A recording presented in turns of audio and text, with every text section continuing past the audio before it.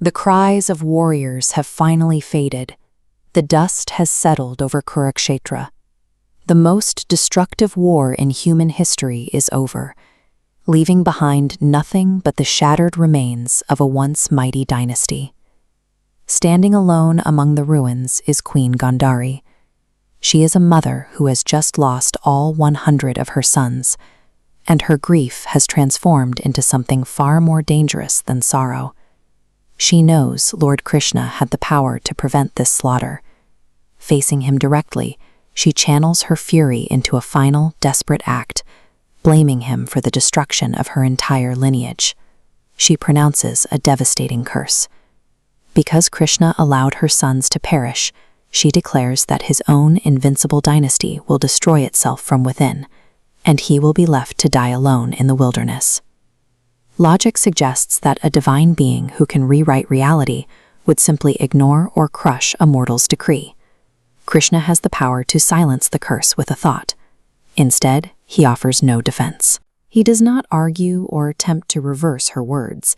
He simply smiles in total acceptance, as if he is acknowledging a debt that must eventually be paid. Why would an omnipotent figure deliberately allow a curse to doom his own people?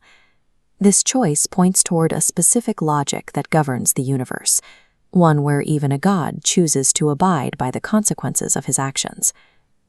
36 years pass. The coastal city of Dwarka has become the most magnificent stronghold in the world. It is the wealthy, unbeatable home of Krishna's Yadava dynasty. But decades of invincibility have bred a quiet rot. Among the Yadava elite, confidence has curdled into a dangerous hubris, leaving them blind to their own vulnerabilities. This arrogance finally breaks when a group of young princes decides to mock a gathering of visiting sages. They disguise a male prince as a pregnant woman and mockingly ask the holy men to predict the baby's gender. The sages instantly see the insult. They issue a prophecy in retaliation. The prince will give birth to an iron bolt, and that bolt will become the instrument that wipes the Yadu dynasty from the earth. The prophecy manifests physically. In a panic, the Yadavas attempt to outsmart their fate by grinding the iron bolt into a fine powder and scattering it into the sea, believing they have neutralized the threat. This shows the core principle of karma. Actions function as physical law. You cannot destroy a cause's energy, only change its form. The iron powder washes ashore, growing into razor-sharp reeds. But one solid piece of the bolt remained untouched, sinking into the dark water. Destiny rarely arrives as an external strike. It is often meticulously engineered by the very actions we take to avoid it. Years later, the dynasty gathers at the Prabhasa coast for a pilgrimage. What begins as a celebration quickly devolves into heavy drinking and the resurfacing of old, bitter rivalries. Arguments turn into insults, and insults spark a sudden, massive civil war. Within hours, the most powerful clan on earth is slaughtering itself on the beach. When their weapons run out, the warriors tear the reeds from the ground.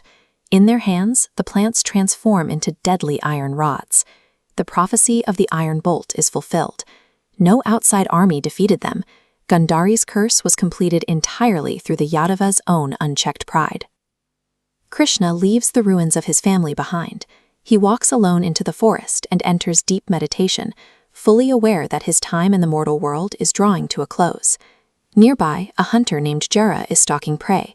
Seeing a glimmer through the thick trees that he mistakes for the ear of a deer, he releases a single arrow. The arrow strikes Krishna in the foot. It is tipped with the one remaining fragment of the iron bolt, the piece the Yadavas failed to destroy years before. This loop connects a past action to a present result. Traditions identify Jara as the reincarnation of King Bali, whom Krishna, in a previous life, had killed from a place of concealment. Across lifetimes and millennia, the cosmic ledger is finally balanced.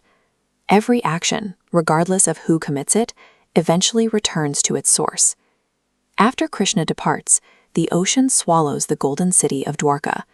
The civilization disappears beneath the waves, marking the official start of the dark age known as Kali Yuga. Looking at these events, it is clear that Krishna was never outmaneuvered by destiny or defeated by a curse. By accepting the hunter's arrow and the destruction of his lineage, Krishna demonstrated that universal law applies to everyone. He showed that even the highest power operates within the boundaries of cause and effect. Empires fall and civilizations vanish, but the law of karma remains. In the end, we are all the architects of the truths we create.